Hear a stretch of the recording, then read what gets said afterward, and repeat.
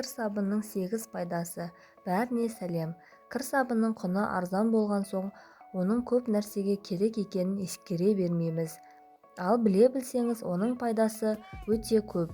Ең алдымен, егер қолыңызды кесіп алсаңыз, немесе онда жара бар болса, кір сабыннан аздап жақсаңыз, инфекция түсірмейді, әрі жараңыз тез жазылады.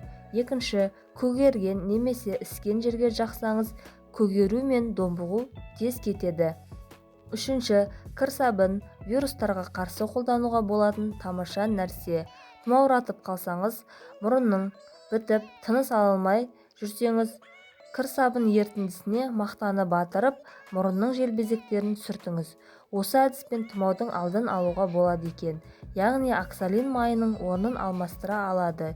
Егер денеңіздің бір жеріне жара түсіп іріңдесе, пияз бен кір сабынды теңдейлетіп үккіштен өткізіп, оған қан қосып, түнде компресс жасап таңып жатсаңыз, таңертеңге дейін ірің тартылады. Бұл ретте кір сабын вишневский майын алмастыратыны даусыз.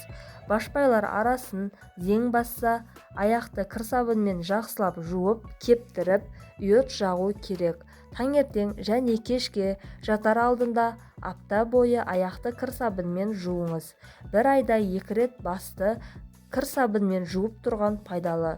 Одан кейін басты лимон шырынымен немесе сірке суымен шайып тастаңыз. Сонда шашыңыз қалың, әрі мықты болып өседі, әрі қайызғақтан құтыласыз.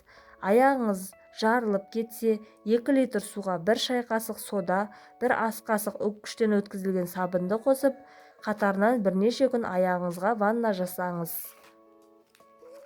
Тарақ, тіс щеткасы сияқты әр адамның жеке өзі ғана қолдануы тиіс заттарды кір сабынмен дезинфекциялауға болады.